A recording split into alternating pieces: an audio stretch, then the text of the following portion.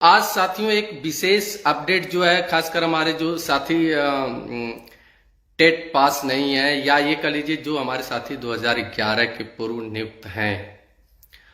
आज आंध्र सरकार का जो 23 अक्टूबर का एक वहाँ के स्कूली शिक्षा निदेशक का एक गाइडलाइन जो है, उसके हमारे कुछ यूट्यूबर साथी, हमारे कुछ जो अपने ही बीच के जो हमारे शिक्षक साथी हैं, सहयोगी हैं, जो टेट पास हैं, वो भी उसको खूब बढ़ा चढ़ा के वायरल कर रहे हैं कि अब तो टेट परीक्षा देना ही पड़ेगा, अब आपको भी बैठने का मौका मिल रहा है। बार बार हम लोग कह रहे थे कि हम लोग का मुद्दा ये नहीं है कि टेट परीक्षा से हम लोग भाग रहे हैं। बात यह है, अखंड जी बहुत बहुत धन्यवाद बस्ती से जुड़ने के लिए, क्योंकि ये पूरे देश की आवाज है, ये पूरे देश की मांग है। और आप सभी जानते हैं कि टेट प्रकरण पर जितनी गंभीरता से, जितनी मजबूती से, जितनी नजदीकी से, जितने तार्किक ढंग से हमारी टीम जुटी है। हम लोग AIPTF के राष्ट्रीय अध्यक्ष परमादरणीय वासवराव गुरकर जी और सचिव कमलाकांत त्रिपाठी जी और हमारे प्रांतीय अध्यक्ष माननीय विनय तिवारी जी और हमारे प्रांतीय महामंत्री आदरणीय उमाशंकर जी, हमारे प्रांतीय संयुक्त महामंत्री अमित जी और एक विधिक सेल के हमारे जो लीड कर रहे हैं संतोष बघेल जी, हम लोग लगातार इस विषय से कानूनी रूप से बहुत ही नजदीक से जुड़े हैं। ये जो फेसबुक पे लोग लिख दे रहे हैं, जिनको इस विषय का पूरा ज्ञान नहीं है। अब आते हैं आज जैसे आंध्र प्रदेश का, कि आंध्र प्रदेश के स्कूली शिक्षा निदेशक ने, महानिदेशक ने एक गाइडलाइन दिया। उनके यहाँ AP टेट यानी Andhra Pradesh teacher eligibility test कराने के लिए, और उस गाइडलाइन में उन्होंने एक कॉलम जोड़ दिया कि इन सर्विस टीचर, धन्यवाद धरधोई से सर्वेश जी, इन सर्विस टीचर, यहां तो सिर्फ नोटिफिकेशन, आप ध्यान कि यहां तो सिर्फ इन्होंने नोटिफिकेशन में इन सर्विस वालों को बैठने की अनुमति दी। और त्रिपुरा में क्या हुआ? त्रिपुरा सरकार ने स्पष्ट 2011 से पूर्व नियुक्त शिक्षकों को लिए कहा था कि आपको टेट करेंगे तभी परमानेंट करेंगे। जब मामला वहां के हाई कोर्ट में गया, हाई कोर्ट ने स्पष्ट शिक्षकों के पक्ष में फैसला दिया कि आप 2011 से पूर्व नियुक्त हैं, आपको टेट की कोई आवश्यकता नहीं है। त्रिपुरा सरकार वहां भी नहीं मानी। टेट को मैंडेटरी करने के लिए वो भाग के सुप्रीम कोर्ट माननीय सर्वोच्च न्यायालय में आई। यानी वहां तो केवल नोटिफिकेशन निकला है। त्रिपुरा सरकार तो पूरी तरह शिक्षकों के खिलाफ थी, लेकिन फैसला शिक्षकों के पक्ष में आया। और इतना नहीं साथियों, क्योंकि कुछ हमने बताया कि ये जो लोग फेसबुक पे लिख रहे हैं, जो कटिंग पेपर की चलाते हैं, जो अपने व्यूअर बढ़ाने के लिए हमारे 25 लाख 30 लाख शिक्षकों की भावनाओं के साथ खेल रहे हैं, उनको वास्तविक विधिक ज्ञान है ही नहीं, क्या चीजें अपडेट हुई हैं। और हमारी तैयारी क्या है?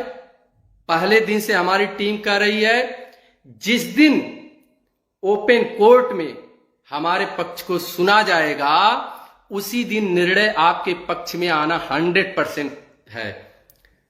आप 13 अक्टूबर के त्रिपुरा के केस में छोटा सा उदाहरण देख लीजिए। जब त्रिपुरा का केस पटल पे आता है, माननीय वही न्यायाधीश, वही न्यायालय माननीय दीपंकर दत्ता जी पूछते हैं कि भाई मैंने तो 2 वर्ष का समय दे दिया है और टेट की अनिवार्यता को घोषित कर दिया है, फिर यहां क्या है? हमारे जो सीनियर देश के माने जाने अधिवक्ता श्रीमान सलमान खुर्शीद जी ने सिर्फ एक शब्द कहा था कि महोदय, आपके RT एक्ट के आर्टिकल 23 के पैरा 2 में ये शिक्षक नहीं आते। क्योंकि इनकी नियुक्ति एनसीटी के नोटिफिकेशन 2001 के तहत हुई है, न कि एनसीटी के नोटिफिकेशन 2010 के तहत। और उसको एडमिट करते हैं, माननीय न्यायाधीश दीपंकर दत्ता जी एडमिट करते हैं और तुरंत त्रिपुरा सरकार को कहते हैं कि आप रिज्वाइंडर दाखिल कीजिए। रिज्वाइंडर यानी कि जो प्रश्न इन्होंने उठाया है कि ये 2011 के पूर्व नियुक्त शिक्षक एनसीटी के नोटिफिकेशन 2001 के तहत आते हैं, इसका आप रिज्वाइंडर यानी इसका आप जवाब दीजिए। यह तो साथियों एक प्रश्न था। हम लोग सलमान खुर्शीद जैसे माने जाने अधिवक्ता जी के साथ, श्रीमान संजय हेगड़े जी, विक्रांत हेगड़े जी और बड़े बड़े अधिवक्ताओं की टीम के साथ मेरी एआईपीटीएफ की टीम, हमारी अपनी टीम, हमने बताया कि हमारे अध्यक्ष जी अमित सिंह जी, हमारे संतोष बघेल जी जो आपको सुप्रीम कोर्ट से विधिक जानकारी दिए थे, हम लोग निरंतर लगे हैं। और जब मामला शुरू हुआ है तो टेट क्या है ये इस पर भी जाएगा, इस पर भी जाएगा। वास्तविक तो हमारे किन किन बिंदुओं का है, हमारे जब अधिवक्ता सर्वोच्च न्यायालय में खड़े होकर टेट की मिनिमम एलिजिबिलिटी में ये टेट आता है कि नहीं, क्वालिफिकेशन में आता है कि नहीं, जब प्रश्न उठाएंगे तो एक भी जवाब नहीं है। हम लोग 1966 से जो गाइडलाइन है और नोटिफिकेशन एनसीटी का जो 1993 और जो लॉ कहता है क्वालिफिकेशन है क्या, जो 1966 से लेकर एनसीटी का 1993 का जो नोटिफिकेशन है कि क्वालिफिकेशन है क्या, उस पर चैलेंज होगा।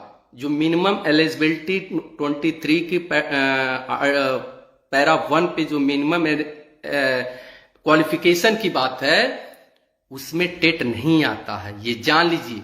क्योंकि अब तक मामला कोर्ट में नहीं गया था, हमारे अधिवक्ता वहां खड़े नहीं थे, तो इसलिए कोर्ट ने जो भी निर्णय लिया। लेकिन अब हमारे वहां वरिष्ठ अधिवक्ता पूरी तैयारी के साथ हैं।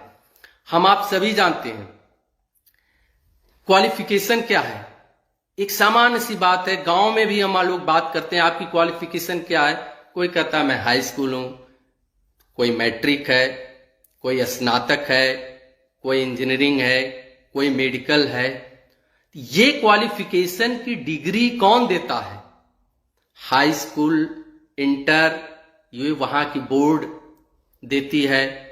स्नातक, बीटीसी, बीएड का डिग्री कौन? यूजीसी के तहत देता है एक बोर्ड। यद्यपि एनसीटी मॉनिटरिंग करती है, मान्यता देती है स्कूलों को, लेकिन उस स्कूल को कंडक्ट एक बोर्ड कराता है। यूजीसी कराएगी या फिर संबंधित बोर्ड कराएंगे। आप हाई स्कूल पास होकर इंटर की मार्कशीट लेकर, स्नातक की मार्कशीट लेकर इंजीनियरिंग, मेडिकल की किसी स्टेट में चले जाएंगे, वो मान्य होता है, क्योंकि वो क्वालिफिकेशन डिग्री है। उसके आधार पे हम किसी भी स्टेट में जाकर नौकरी के लिए अप्लाई करते हैं। लेकिन टेट, क्या आप यूपी टेट के आधार पर बिहार में नियुक्त हो पाएंगे? क्या आप यूपी टेट के आधार पर एमपी में नियुक्त हो पाएंगे? क्या एमपी का टेट किया हुआ व्यक्ति यूपी में नियुक्त हो पाएगा उस आधार पे? सारी बातें छोड़िए, सारी बात छोड़िए। खुद सेंट्रल गवर्नमेंट, सेंट्रल यानी कि जो सीटेट है, सेंट्रल टीचर एलिजिबल टेस्ट, उसको भी कई स्टेट में नहीं माना जाता है। त्रिपुरा में नहीं माना जाता है, उसके अगल बगल के जो स्टेट वहां नहीं माना जाता है। सीटेट को वो नहीं मानते। वो कहते हैं कि हमारे यहां का जो स्टेट का टेट है उसको क्वालिफाई करेंगे तब हम मानेंगे। अर्थात टेट कोई क्वालिफिकेशन है ही नहीं। तो इसलिए जो ये लोग बातें कर रहे हैं, और इसके लिए तमाम तर्क के साथ हमारे अधिवक्ता तैयार हैं, और हम पूर्ण रूप से आश्वस्त हैं, हमारी पूरी टीम आश्वस्त है। विधिक रूप से हमारी तैयारी है, एक एक बिंदु पे तैयारी है। टेट को किस बोर्ड के द्वारा किया जाता है, कौन सी कितने घंटे की पढ़ाई है, आप बताइए। जिस टेट को आप क्वालिफिकेशन में आप रखेंगे तो वो टेट कितने घंटे की पढ़ाई है कि आप उसको क्वालिफिकेशन में रखेंगे, कितने महीनों की, कितने सालों की, किस बोर्ड के तहत? नहीं, वो केवल एक एलिजिबल टेस्ट है। और जो आरटी एक्ट के 23 के पैरा 1 का मिनिमम क्वालिफिकेशन है, उसमें टेट नहीं है। और जितने भी अमेंडमेंट हुए हैं, इवन हमारा जब 2017 का भी जो अमेंडमेंट है, उसमें भी पैरा 1 के मिनिमम क्वालिफिकेशन की बात है, टेट की बात नहीं है। ध्यान दीजिएगा कि जो 2017 का अमेंडमेंट है, उसमें भी पैरा 1 की मिनिमम एलिजिबिलिटी की बात है, क्वालिफिकेशन की बात है, टेट की शब्द नहीं लिखा है। ये तो माननीय न्यायाधीश जी ने अपने निर्णय में टेट को भी ला दिया है, अब उसको हमारे अधिवक्ता बात रखेंगे। तो इसलिए जितने भी आप साथी हैं, आप पूर्ण रूप से आश्वस्त रहिए, आपकी टीम लीड कर रही है। और जिस दिन ओपन कोर्ट में सुनवाई होगा, उस दिन दूध का दूध, पानी का पानी हो जाएगा। जब हम नियुक्त हुए थे, आंध्र प्रदेश का जो आज का विषय है, आप लोग कतई इस पे दिग्भ्रमित न हो। कुछ लोग हैं, मैं बड़े जिम्मेदारी से कह रहा हूं, फिर कह रहा हूं, कुछ लोग हैं जो हमारे आपके साथ हैं, 2011 के पास शिक्षक साथी हैं, उनसे भी एक निवेदन है, आप सरकार के बहकावे में, इनके छल में मत आइए, परिवार की एकजुटता बनाकर रहिए। आप अपने सीनियरों के साथ कंधे से कंधा मिलाकर चलिए, जीत हमारी सुनिश्चित है।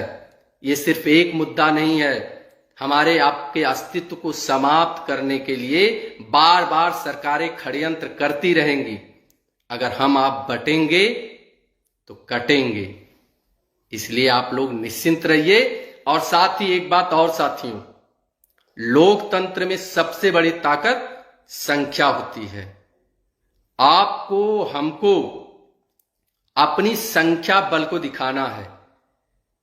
हमें अपनी आवाज को केंद्र में बैठी सरकार को पहुंचाने के लिए हमको एकजुट होकर पूरी ताकत के साथ आंदोलन पर भी ध्यान देना होगा। हम दोनों मोर्चों पर लड़ रहे हैं, हमारी टीम दोनों मोर्चों पर लड़ रही है। जहां एक तरफ न्यायालय, माननीय सर्वोच्च न्यायालय में हमारी पूरी टीम वरिष्ठ अधिवक्ताओं का, जिनका कई और अधिवक्ताओं से हमारी टीम ने बात किया है, हम नाम नहीं ले रहे हैं, रिव्यू से लेकर पिटीशन में मजबूती के साथ हम पूरी तैयारी से हैं। वहीं विधायी रास्ते के लिए, यानी सदन में देश के लाखों लाख शिक्षकों का, आप सोचिए 25 से 30 लाख शिक्षक केवल सरकारी शिक्षक हैं। अगर प्राइवेट शिक्षक को भी जोड़ लिया जाए, प्राइवेट स्कूलों के, तो वे 1 करोड़ के लगभग पहुंच जाते हैं। और अगर 10-10 लोग एक एक परिवार से जोड़ लिए जाए तो 10 करोड़ परिवार प्रभावित हो रहा है। हम आप शिक्षक हैं, हमारा आपका दायित्व है आगे बढ़कर अपने अधिकारों की रक्षा करना। आने वाला समय ये कहेगा कि जब शिक्षक अपने अधिकार की रक्षा के लिए खड़ा नहीं हुआ, आवाज नहीं उठाया, तो फिर वो समाज को, देश को दिशा क्या देगा। तो इसलिए मैं इस वीडियो लाइव से सिर्फ इतना आया हूं, एक भी शिक्षक साथी आप हताश निराश मत होना। और उन लोगों की जो वो वीडियो जो फेसबुक बनाए पे चला रहे हैं, यूट्यूब चला रहे हैं, या तो वो टीचर नहीं है, बहुत सही स्पष्ट कर रहा हूं, या तो वो टीचर नहीं है, या फिर वो टेट से, इस प्रभावित टेट के पीड़ित शिक्षक साथी नहीं है। वो जो अपने व्यू बढ़ाने के लिए, लाइक बढ़ाने के लिए, कमेंट्स बढ़ाने के लिए इन लाखों लाख शिक्षकों और करोड़ों उनके परिवारों के भावनाओं से खेल रहे हैं, वो खेलना बंद कर दे। आप लोग उनके चैनलों को देखना बंद कर दीजिए। आप सकारात्मक रहिए और इतनी ऊर्जा रखिए, इतना विश्वास रखिए। जरूरत पड़ी दिल्ली की धरती से पूरे देश का 25 लाख शिक्षक सिर्फ एक एक साथी को अपने साथ लाएगा, अपने परिवार का एक एक सदस्य। अगर जिस दिन हम 25 लाख एक एक लाए, 50 लाख दिल्ली के धरती पर बैठेंगे। और जब तक इस काले कानून को सरकार संशोधित नहीं करती है, तब तक हम दिल्ली की धरती को छोड़ेंगे नहीं। इसलिए जो इस मुगालते में है कि आंध्रा का आ गया, आपको टेट देना होगा, भैया टेट नहीं, ये अस्तित्व की लड़ाई है। और कोई भी शिक्षक एक कदम पीछे नहीं हटेंगे हम लोग। जो भी लड़ना होगा, जो भारत के इतिहास का शिक्षक आंदोलन का सबसे बड़ा आंदोलन होगा, और ये शिक्षकों के अस्तित्व का समय है। हम सभी जानते हैं इस लाइव आने का मतलब सिर्फ एक है, आप कतई भी हरास मत होइए। हमारा AIPTF टीम, हमारी पूरी लीगल टीम पूरी मजबूती के साथ लगे हैं। और अंत में फिर कहेंगे, साथियों आप तैयार रहिएगा। जिस दिन आह्वान हुआ, आप लोग अपने साथ सिर्फ एक एक अपने परिवार के सदस्य, अपने सहयोगों के लेकर आइएगा। 25 लाख शिक्षक साथी अगर एक एक लाए तो 50 लाख। और तब तक हम दिल्ली को नहीं छोड़ेंगे जब तक ये काले कानून को केंद्र सरकार संशोधित नहीं कर देती है। ये कोई आम बात नहीं है। 20 साल 25 साल से शिक्षक पढ़ा रहा है और आप आके चोरी से एक अमेंडमेंट करके कद निकल जाएंगे, जो गैर कानूनी है, अन्यायपूर्ण है, ये अत्याचार है। इसको कतई हम बर्दाश्त नहीं करेंगे। सिर्फ आप लोगों के बीच इस वीडियो के माध्यम से इसलिए आए, बार बार हम बता रहे हैं कि हमारी लीगल टीम ही जानती है कि वास्तव में हम कहां तक पहुंचे हैं। इन बातों के साथ मैं इस लाइव को समाप्त करना चाहूंगा कि जिस दिन ओपन कोर्ट में बहस होगी, बार बार कह रहे हैं, पहले दिन से हमारी टीम हम लोग कह रहे हैं कि जिस दिन ओपन कोर्ट में बहस होगी, हमारे तर्कों का एक एक तर्क का जवाब किसी भी इस कोर्ट के जितने लोगों ने बंद कमरे में न्याय दिया है, किसी के पास नहीं होगा। और फैसला हमारे पक्ष में आना सुनिश्चित है। आंदोलन के लिए इसलिए कर रहे हैं साथियों कि लोकतंत्र में समय समय पे अपनी ताकत को दिखाना भी बहुत जरूरी है। और ये समय है, आप सभी एकजुट रहिए। हम लोग इसी तरह, इसी ऊर्जा से, इसी उत्साह से, इसी उल्लास के साथ लड़ेंगे और जीतेंगे। जय शिक्षक, जय भारत।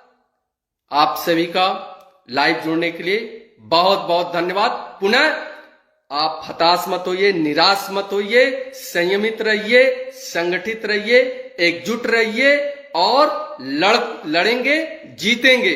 इस नारे के साथ आगे बढ़ते रहिए। बहुत बहुत धन्यवाद।